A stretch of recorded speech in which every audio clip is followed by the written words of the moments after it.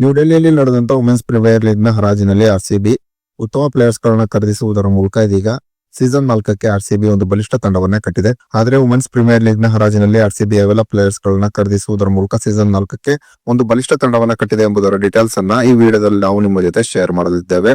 ಈ ಸುದ್ದಿಯ ಡೀಟೇಲ್ಸ್ ಅನ್ನ ಕೊಡುವುದಕ್ಕಿಂತ ಮುಂಚೆ ನೀವು ಆರ್ಸಿಬಿ ತಂಡದ ಅಭಿಮಾನಿಗಳಾಗಿದ್ದಲ್ಲಿ ಈ ವಿಡಿಯೋಕ್ಕೊಂದು ಲೈಕ್ ಮಾಡಿ.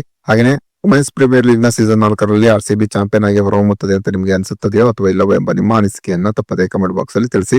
ಜನವರಿ 8ರಿಂದ ವುಮೆನ್ಸ್ ಪ್ರೀಮಿಯರ್ ಲೀಗ್ ನ ಸೀಸನ್ 4 ಆರಂಭಗೊಳ್ಳಲಿದೆ. ಇನ್ನು ನ್ಯೂ ಡೆಲ್ಲಿಯಲ್ಲಿ ನಡೆದಂತಹ ವುಮೆನ್ಸ್ ಪ್ರೀಮಿಯರ್ ಲೀಗ್ ನ ಹರಾಜು ಪ್ರಕ್ರಿಯೆಯಲ್ಲಿ ಆರ್ಸಿಬಿ ಉತ್ತಮ ಆಟಗಾರರನ್ನ ಖರೀದಿಸುವುದರ ಮೂಲಕ ಸೀಸನ್ 4ಕ್ಕೆ ಒಂದು ಬಲಿಷ್ಠ ತಂಡವನ್ನೇ ಕಟ್ಟಿದೆ.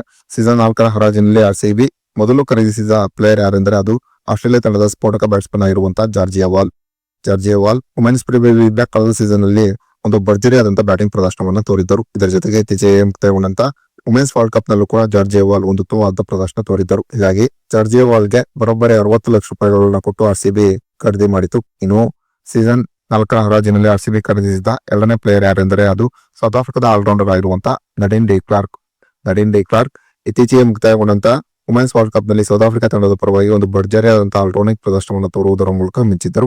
ವುಮೆನ್ಸ್ ಪ್ರೀಮಿಯರ್ ಲೀಗ್ ನ ಸೀಸನ್ 2ರಲ್ಲೂ ಕೂಡ ನಡೀನ್ ಡಿ ಕ್ಲಾರ್ಕ್ ಆರ್ಸಿಬಿ ತಂಡದಲ್ಲಿದ್ದರು.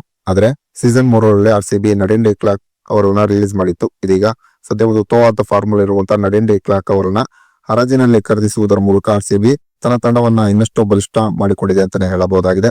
ಇನ್ನು ಆರ್ಸಿಬಿ ಹರಾಜಿನಲ್ಲಿ ಖರೀದಿಸಿದ ಮೂರನೇ ಪ್ಲೇಯರ್ ಯಾರೆಂದರೆ ಅದು ರಾಧಾ ಯಾದವ್ಗೆ 65 ಲಕ್ಷ ರೂಪಾಯಿಗಳನ್ನ ಕೊಟ್ಟು ಆರ್ಸಿಬಿ ಖರೀದಿ ಮಾಡಿದೆ. ರಾಧಾ ಯಾದವ್ ಉತ್ತಮ ಸ್ಪಿನ್ ಬೌಲರ್ ಆಗಿರುವುದರ ಜೊತೆಗೆ ಉತ್ತಮವಾಗಿ ಬ್ಯಾಟಿಂಗ್ ಅನ್ನ ಕೂಡ ಮಾಡುತ್ತಾರೆ. ಇನ್ನು ಆರ್ಸಿಬಿ ಹರಾಜಿನಲ್ಲಿ ಭಾರತ ತಂಡದ ಆಲ್ರೌಂಡರ್ ಆಗಿರುವಂತಹ ಪೂಜಾ ವಸ್ತ್ರಕರ್ಗೆ 85 ಲಕ್ಷ ರೂಪಾಯಿಗಳನ್ನ ಕೊಟ್ಟು ಖರೀದಿ ಮಾಡಿತು. ಪೂಜಾ ವಸ್ತ್ರಕರ್ ಉತ್ತಮ ವೇಗದ ಬೌಲರ್ ಆಗಿರುವುದರ ಜೊತೆಗೆ ಉತ್ತಮವಾದಂತಹ ಬ್ಯಾಟಿಂಗ್ ಪ್ರದರ್ಶನವನ್ನ ಕೂಡ ತೋರುತ್ತಾರೆ.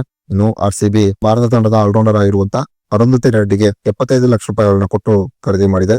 ಅರುಂಧತಿ ರೆಡ್ಡಿ ಕೂಡ ಉತ್ತಮವಾದಂತಹ ವೇಗದ ಬೌಲರ್ ಆಗಿದ್ದು ಜೊತೆಗೆ ಉತ್ತಮವಾಗಿ ಬ್ಯಾಟಿಂಗ್ ಅನ್ನ ಕೂಡ ಮಾಡುತ್ತಾರೆ.